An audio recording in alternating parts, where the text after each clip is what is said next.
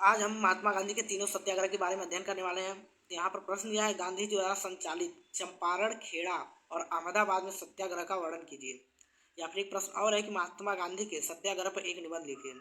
आप देख सकते हैं 2020 में यह क्वेश्चन आया हुआ था। तो इसके बाद हम पहला सत्याग्रह देखेंगे। तो पहला है चंपारण सत्याग्रह। चंपारण बिहार में स्थित है। तो यहाँ पर देखिए लिखा हुआ है, देखते हैं। चंपारण में नील की खेती करने वाले किसानों पर बागान मालिक बहुत अत्याचार करते थे। किसानों को अपनी उपज को जिम्मेदारों द्वारा निश्चित दरों पर बेचना पड़ता था। चंपारण में किसानों ने दक्षिण अफ्रीका में गांधी जी के सत्याग्रह के बारे में सुन रखा था, इसलिए उन्होंने गांधी जी को चंपारण आने को आमंत्रित किया। अगर यहाँ पर यह पूछा जाता है कि महात्मा गांधी अफ्रीका से भारत कब आए थे, तो अफ्रीका से भारत 1915 ईस्वी में आए हुए थे। अगर इस तरह से क्वेश्चन आता है तो 1915 होगा। और इसके बाद आगे देखते हैं, गांधी जी 1917 ईस्वी में राजेंद्र प्रसाद, देवी कृष्णानी और महादेव देसाई के साथ चंपारण पहुंचे। यहाँ उन्हें किसानों की स्थिति देखने के बाद बहुत दुख हुआ। सरकार गांधी जी की कार्रवाई से घबरा गई और उन्हें चंपारण छोड़ने का आदेश दिया, परंतु गांधी जी ने आदेश की अवहेलना की। उन्होंने उनकी बात नहीं मानी और वे वहां पर चले गए। तो उसके बाद आगे है, और वे अपनी गतिविधियों को जारी रखा। सरकार ने जनता के आक्रोश को देखते हुए अपना आदेश वापस ले लिया। इसके बाद किसानों की स्थिति की जांच के लिए एक समिति नियुक्त की गई। गांधी जी को इस जांच समिति का सदस्य बनाया गया। किसानों की स्थिति को सुधारने के लिए आवश्यक कदम उठाए गए। इस प्रकार चंपारण में गांधी जी के सत्याग्रह का प्रथम प्रयोग सफल रहा। तो गांधी जी पहली बार 1915 ईस्वी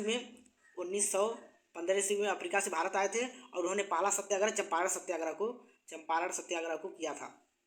तो इसके बाद दूसरा देखते हैं, खेड़ा सत्याग्रह। तो खेड़ा सत्याग्रह को 1918 ईस्वी में चलाया गया था। खेड़ा गुजरात में स्थित है। तो इसके बाद आगे देखते हैं, खेड़ा में किसानों की दयनीय दशा को देखकर गांधी जी ने सत्याग्रह करने का निश्चय किया। खेड़ा के किसानों ने कर देने से मना कर दिया। सरदार वल्लभ भाई पटेल ने इस आंदोलन में महत्वपूर्ण भूमिका निभाई, मतलब कि इस आंदोलन में ये भी सक्रिय रहे महात्मा गांधी के साथ। और इसके बाद देखते हैं, अंततः ब्रिटिश सरकार को किसानों के सम्मुख झुकना पड़ा और यह निर्णय लिया गया कि जो किसान कर देने में सक्षम है वे कर दें और जो कर देने में असमर्थ हैं उन्हें सरकार की ओर से कर न देने की छूट प्रदान कर दी गई। इसके बाद किसानों को राहत मिल गया, जिससे वे जो किसान चाहते थे कर देना वो किसान कर दें अपनी इच्छा से, और जो किसान कर देने में असमर्थ थे, जिनके पास उतना पैसा नहीं था, वो कर नहीं देते थे। इसके बाद आगे देखते हैं, इसके बाद यह आंदोलन समाप्त हो गया, लेकिन इसके आगे राष्ट्रीय आंदोलन को एक नया मार्ग मिल गया। इसके बाद जनता का सपोर्ट मिलता गया और महात्मा गांधी जी ने राष्ट्रीय आंदोलन करना भी प्रारंभ कर दिया। सरदार वल्लभ भाई पटेल और महात्मा गांधी को इस सफलता से काफ़ी लाभ हुआ। उनका आत्मविश्वास बढ़ा और राष्ट्रीय आंदोलन में सक्रिय होते गए। इसके बाद वे राष्ट्रीय आंदोलन करना भी शुरू कर दिया। और तीसरा है अहमदाबाद सत्याग्रह। तो अब इसके बारे में देखते हैं। तो अहमदाबाद सत्याग्रह को 1918 ईस्वी में चलाया गया था और अहमदाबाद गुजरात में कपड़ा मिल मालिकों और मजदूरों में संघर्ष हो गया। तो इसके बाद देखते हैं क्या संघर्ष हुआ। मजदूर अपने वेतन में वृद्धि करने के लिए प्रयासरत थे। वे सोचते थे कि उनके वेतन में वृद्धि कर दी जाए, क्योंकि बहुत दिनों से निश्चित वेतन पर कार्य कर रहे थे।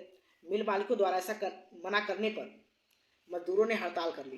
गांधी जी ने मजदूरों की मांग को उचित बताया और मजदूरों के वेतन में वृद्धि की सिफारिश की। गांधी जी ने मजदूरों को परामर्श दिया कि वे अपने मांग को पूरा करवाने के लिए हिंसा का आश्रय न लें। 1918 ईस्वी में गांधी जी ने अहमदाबाद के मजदूरों की मांग के लिए आमरण अनशन किया, मतलब कि उन्होंने अनशन लिया कि अब हम कुछ खाए पिएंगे नहीं जब तक ये लोग किसानों की बात को नहीं मानेंगे, और वे वहाँ बैठे रहे। और इसके बाद अनशन प्रारंभ कर दिया। हड़ताल के चौथे दिन मिल मालिकों ने अपनी मांगों को स्वीकार कर लिया और हड़ताल समाप्त हो गई। गांधी जी ने जनता को यह संदेश दिया कि अहिंसा आंदोलन के द्वारा हम अपने उद्देश्यों में सफल हो सकते हैं। यह गांधी जी के राजनीति में अनोखा अहिंसक प्रयोग था। तो तीनों को अब अध्ययन कर चुके हैं। अब आशा करता हूँ आपको वीडियो अच्छा लगा होगा। अगर अच्छा लगा हो तो इसे लाइक और सब्सक्राइब कर दीजिए।